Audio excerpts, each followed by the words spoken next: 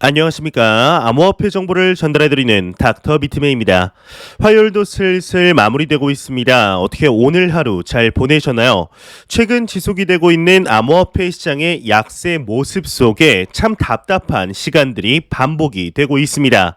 하지만 이러한 상황 속에서도 긍정적인 소식들 그리고 이 정도 소식이면 가격이 올라야 하지 않나 싶은 소식들이 계속해서 나오고 있는데요. 오늘 남은 시간도 잘 마무리하시길 바라면서 화요일의 마무리는 과연 어떠한 소식들이 반겨주게 될지 한번 보도록 하겠습니다. 구독과 좋아요, 알림 설정 부탁드립니다. 현재 비트코인을 포함한 암호화폐 시장이 지속적으로 약세 모습을 보이는 가운데 부정적인 언급들 또한 나올 수밖에는 없는 것으로 보입니다. 이에 오늘은 과연 어떠한 인물이 어떠한 언급을 했을지 같이 한번 보도록 하겠습니다. 애널리스트 지정학적 불확실성이 확대되고 있다. 비트코인, 이더리움 저점 테스트 가능성이 있다. 헤드라인이 장식이 되어 있습니다. 암호화폐 전문 미디어 데일리 호들에 따르면 애널리스트 마이클 반데 포페의 경우에는 유튜브 채널을 통해 러시아와 우크라이나 전쟁 등 지정학적 갈등이 경제적 불확실성을 키우면서 지수, 인플레, 금, 비트코인의 가격에 영향을 미치고 있다며 이에 따라 비트코인과 이더리움의 저점이 낮아질 수 있다 전망을 했다고 합니다. 이어서 특히나 이제 충동적인 단기 투자자가 가격을 낮추고 있다며 비트코인은 3만 달러, 이더리움은 2천 달러대가 진입 기회가 될 것이라 내다봤다고 하는데요. 어제의 경우도 블룸버그의 한 분석가의 경우는 비트코인의 가격을 기준으로 3만 달러까지 다시금 하락할 가능성이 농후하다는 이야기가 나왔었는데 이 3만 달러라는 가격대를 주요 저항선으로 보고 있는 것으로 보이죠. 현재 비트코인의 가격을 기준으로 3만 달러까지 하락을 한다면 무려 20% 이상 하락을 해야 하는 수치인데 과연 다시금 3만 달러까지 하락을 하게 될까요? 그렇게 된다면 투자자들의 투자 심리는 거의 꺾이다시피 하지 않을까 싶은데요. 현재 암호화폐 시장이 하락할 것이라는 이야기를 하는 전문가들과 애널리스트들의 근거를 들어보게 되면 현재 진행이 되고 있는 우크라이나와 러시아의 전쟁으로 인한 지정학적 긴장감을 이야기하고 있습니다. 하지만 같은 이유임에도 불구하고 이것과는 전혀 다른 견해를 보이는 인물이 나왔습니다. 오히려 이러한 상황들이 비트코인을 안전자산으로 만들어 줄 것이라고 하는데 내용 같이 한번 보도록 하겠습니다. 코인쉐어스 CSO 지정학적 긴장이 비트코인을 안전자산으로 만들 수 있다. 헤드라인이 장식이 되어 있습니다. 암호화폐 전문 미디어 데일리 호들의 보도에 따르면 코인쉐어스의 최고 전략 책임자인 멜텀 디미러스의 경우는 현재의 지정학적 긴장의 경우는 비트코인을 가치 저장소로 변모시키는데 도움이 될 수 있다 믿는다고 합니다. 이러한 사건에는 전쟁으로 인한 국제사회의 러시아에 대한 제재와 캐나다 트럭 운전사들이 정부에 항의하는 동안 은행 서비스를 받을 수 없었던 사건들이 있었는데 이 러시아와 우크라이나에 대해서는 많은 분들이 익숙하시겠지만 이 캐나다의 트럭 운전사들의 항의는 다소 생소하신 분들이 계실 것으로 보입니다. 네, 여기 사진을 보시게 되면은 도로에 트럭이 길을 막고 있는 것을 확인할 수가 있습니다.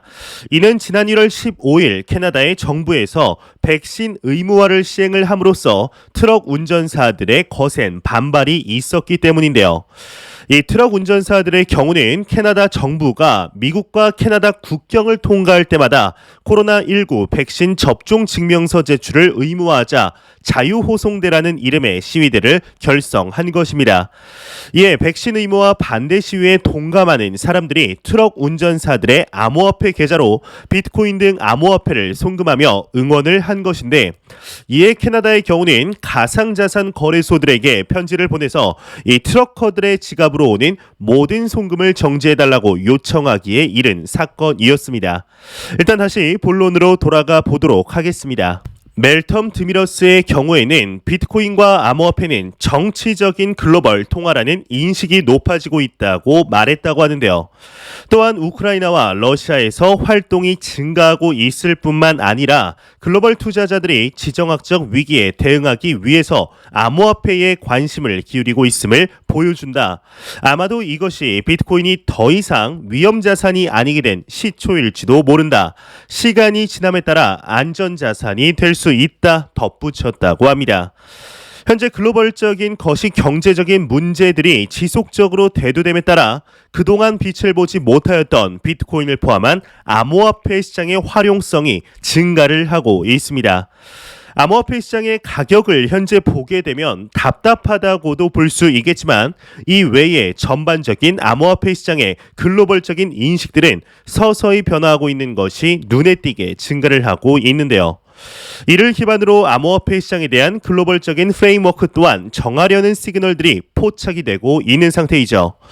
이에 오늘 새로운 소식이 나왔습니다. 지난 2월 당시 미국의 정부에서 하나의 소식이 나왔었습니다. 바로 미 바이든 행정부에서 암호화폐와 CBDC에 대한 행정명령을 내겠다라는 발표를 하였었는데 하지만 이때 당시 러시아와 우크라이나의 전쟁이 갑작스레 진행이 되면서 기간이 연장되었던 적이 있었는데요.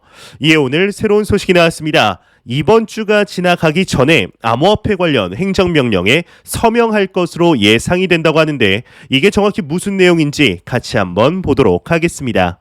외신 바이든 금주 암호화폐 관련 행정명령에 서명할 것으로 예상된다. 헤드라인이 멋지게 장식이 되어 있습니다.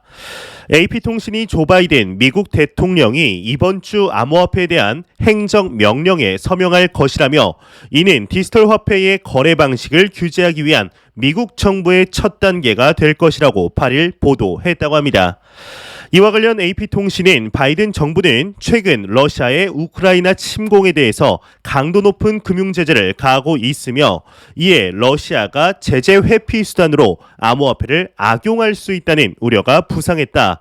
바이든 대통령의 행정명령 서명은 이러한 우려에 대한 대응으로 해석된다고 부연 설명했다고 하는데요.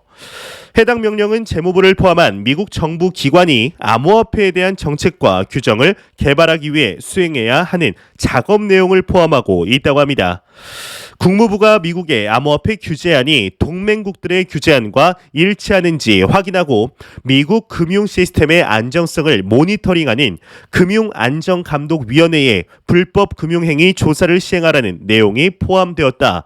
또 명령 시행에 따라 미국 정부 기관인 중앙은행 발행 디지털 화폐의 가능성 연구가 본격화된다.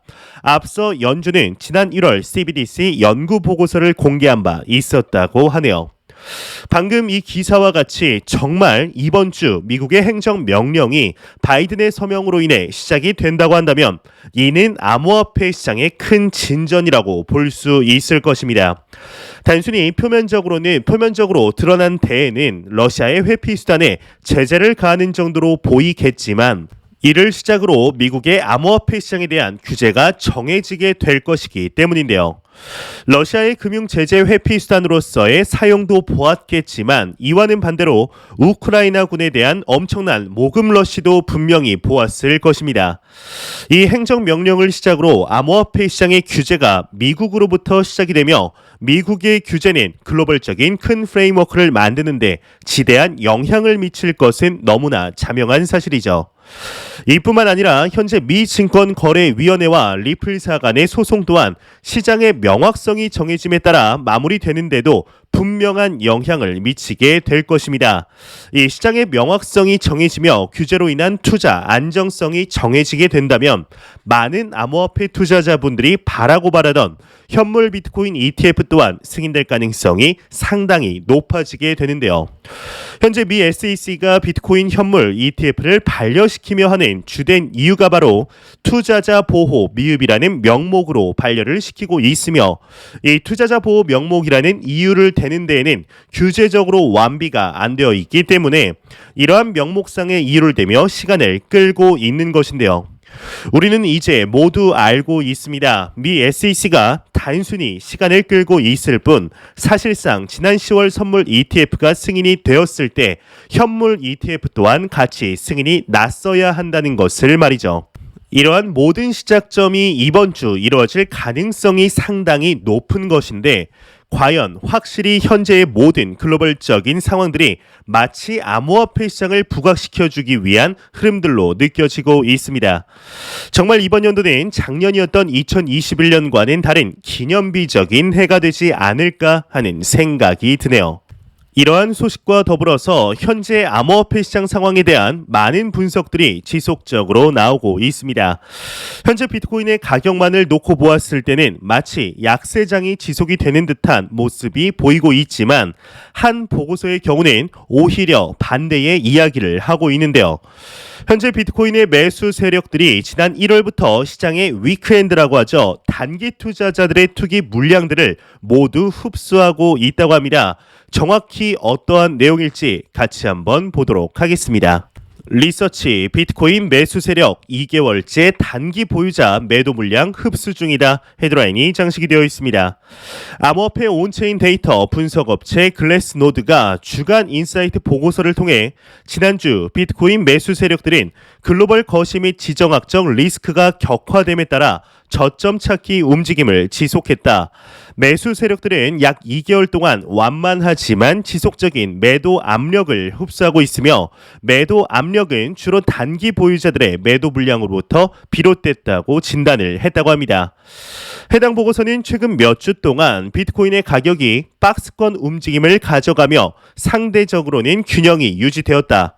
다만 신규 수요가 제한적이라는 점을 감안할 때 이러한 균형은 매도 압력 소진 혹은 매도 압력 가중 등으로 인해 언제든 깨질 수 있다고도 분석을 했다고 하는데요. 또한 글래스노드의 경우는 최근 암호화폐 약세장은 과거의 약세장보다 낙폭이 작았다. 또 온체인 데이터상 패닉셀의 정도도 시장 규모에 비해서 현저히 낮았다.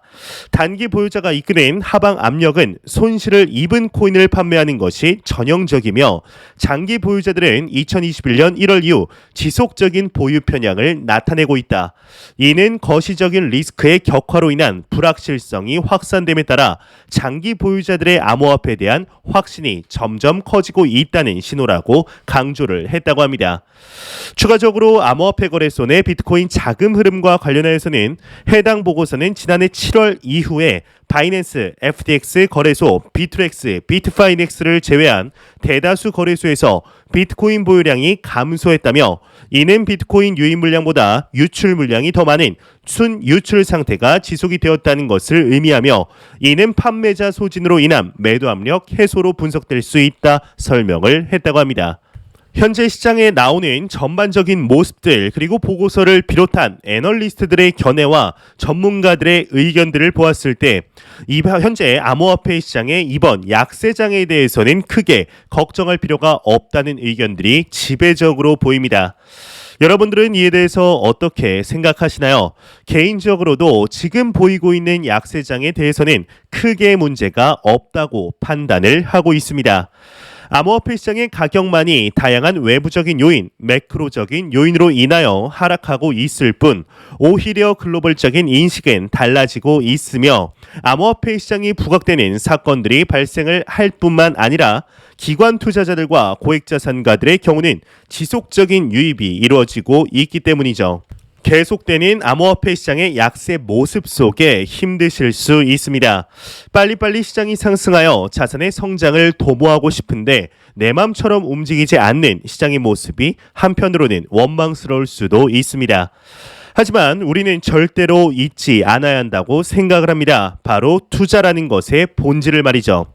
절대로 단기적인 시각으로 이 시장을 바라보지 마시며 항상 장기적인 시각으로 또한 오랫동안 함께할 수 있는 여유 자금을 통하여 투자를 진행하시길 진심으로 바라 보겠습니다. 이러한 소식과 더불어서 매일같이 나오는 리플 XRP에 관한 소식이 오늘도 또한 나왔습니다. 최근 리플사의 경우에는 미 SEC와의 소송으로 힘든 나날들을 보내고 있던 와중 오늘 반가운 소식이 나왔는데요. 다가오는 11월 소송이 끝날 것으로 보고 있다고 합니다. 정확히 어떠한 내용일지 같이 한번 보도록 하겠습니다. 리플 SEC 소송 오는 11월 종료 예상한다 헤드라인이 장식이 되어 있습니다. 리플사와 미 SEC 간의 소송이 올해 11월경 종료될 것으로 전망된다고 핀볼드가 호건의 파트너 제레미 호건의 트윗을 인용해 보도했다고 합니다. 이 제레미 호건의 경우에는 소송이 8월 26일에서 11월 18일 사이에 끝날 것이며 리플이 승소할 것으로 내다봤다고 하는데요. 앞서 코인리스는 리플사의 CEO 브래드 갈링하우스가 최근 폭스 비즈니스 인터뷰에서 미 SEC와 진행 중인 소송과 관련해 법원이 곧 여러 모션에 대해 판결할 것이라고 밝힌 바 있었죠. 현재 리플사와 미 SEC 간의 소송이 진행이 됨에 따라 최근 들어서 마무리가 될 것이라는 이야기들과 리플사 쪽으로 우세하다는 이야기들이 계속해서 나오고 있습니다. 당초 대부분의 투자자분들의 예상을 돌이켜 보게 된다면 이 리플사가 승소하면 좋겠지만 이 판사가 미국의 정부 기관을 패소시킬 일이 없다. 만약 SEC를 패소시키게 된다면 그동안 당해왔던 블록체인 기업들이 가만히 있지 않을 것이기 때문에 이 승소보다는 합의 쪽으로 가야 한다라는 의견들이 지배적이었는데요. 그런데 최근 흘러가는 분위기를 보게 되면 이 합의보다는 승소 쪽으로 리플사 승소 쪽으로 무게가 더욱 기울고 있는 것이 사실입니다. 지난 2020년 이제 12월부터 현재까지의 진행 상황들을 돌이켜 보았을 때 미 SEC가 단순히 시간 끌기와 발목 잡기를 하는 것뿐이라는 인상이 강하게 남겼었지만 이렇게까지 리플사 쪽으로 움직였던 적은 없었던 것으로 기억을 하는데요. 좋습니다. 지금의 분위기를 쭉 이어가서 이번 연도 안에 끈질기게 엉켜붙었던 이 소송의 마무리로 다시 한번 암호화폐 시장 전반의 상승을 이끌 수 있는 촉매 역할을 해주길 진심으로 바라보겠습니다. 정말 XRP 투자자분들 고생했죠. 고생 정말 많았습니다. 이제는 나라가 이제 피눈물을 닦아주는 모습을 보여주길 진심으로 바라보겠습니다. 안 보고 가면 섭섭하겠죠. 마지막 크립토 공포 탐욕지수입니다. 현재 지속되는 시장의 약세 흐름의 영향일까요? 전날 대비 2포인트 하락한 21포인트를 기록하며 극단적인 공포 단계가 지속이 되고 있습니다. 이 지수는 0이면 공포, 100이면 낙관을 의미하게 되죠. 참 답답한 시간들이 현재 반복이 되고 있습니다. 이제는 오를 때가 된 것 같은데 계속해서 맥을 못 추는 시장의 모습 속에 참 답답함을 넘어 이 시장이 원망스럽기까지 한 투자자분들 또한 계시리라 생각이 듭니다. 하지만 그럼에도 믿기 싫지만 암호화폐 시장은 현재 제도권 안으로 진입을 하는 중에 있습니다. 음지에서 양지로 이제 막 들어가려는 발걸음을 떼고 있는 중이죠. 이러한 암호화폐 시장의 과도기적인 시기, 과연 우리는 어떠한 스탠스를 취해야 할까요? 역사를 돌이켜보았을 때 그리고 역사에 이름을 남긴 전설적인 투자자들의 공통적인 이야기들을 추려보게 되면 남들과 다른 선택을 하라, 세상의 비관론에 맞서라, 토끼가 거북이가 되면 이제 모든 것을 잃는다 등등 하나같이 지루하고 진부한 이야기들밖에 없습니다. 투자의 대가들은 왜 하나같이 이러한 이야기를 하는 것일까요? 그 이유는 간단하다고 생각을 하는데요. 투자에 있어서 진부한 투자법이 지루한 투자법이 곧 성공으로 가는 지름길이기 때문이죠. 워렌 버핏, 찰리 먼거, 벤자민 그레이엄, 피터 린치, 고레카와 긴조 등 이름만 들으면 알만한 투자자들의 경우는 많은 시행착오를 겪었을 것입니다. 흔히 우리가 말하는 차트를 보는 트레이딩도 해보았을 것이며 이 외에도 우리가 생각할 수 없는 많은 투자를 해보았을 것입니다. 그렇게 수년, 길게는 수십 년간 진행을 하면서 하나의 결론에 이르렀다고 생각이 듭니다. 투자라는 것은 지름길이 없으며 자산의 가치를 잘 분석하고 나의 자본을 투입하여 내재 가치가 확실한 자산에 오랜 시간 투자하는 방법이 왕도구나라는 것을 말이죠. 투자를 오랫동안 진행해 보신 분들이라면 잘 아시리라 생각이 듭니다. 이 차트의 선을 긋고 지지선이 어디고 저항선이 어디라고 알려는 과정들이 점점 시간이 갈수록 의미가 없어진다는 것을 말이죠. 그렇기 때문에 투자를 하면 할수록 겸손해진다는 말이 괜히 나오는 것이 아니라고 생각을 하는데요. 현재 우리는 현존하는 자산시장 중 가장 내재 가치가 높은 자산군에 투자를 하고 있습니다. 그리 길게도 아닙니다. 앞으로 3년 뒤 과연 이 시장은 어떻게 변화해 있을까요? 충분히 기대해 볼 만한 가치가 있지 않을까 하는 생각이 드는데요. 절대로 단기적인 시각이 아닌 장기적인 시각으로 또한 오랫동안 함께할 수 있는 여유 자금을 통하여 투자를 진행하시길 진심으로 바래 보겠습니다. 제가 준비해온 소식은 여기까지입니다. 영상이 도움이 되셨다면 구독과 좋아요 그리고 광고 한 편만 처음부터 끝까지 시청 부탁드립니다. 이 채널은 오직 광고 수익으로 운영이 되게 됩니다. 항상 영상 시청해 주시는 시청자분들, 구독자분들 너무나 감사드립니다. 오늘 남은 시간도 잘 마무리하시길 바라면서 저는 더욱 도움이 되는 영상으로 내일 아침 찾아뵙도록 하겠습니다. 지금까지 닥터 비트맨이었습니다. 감사합니다.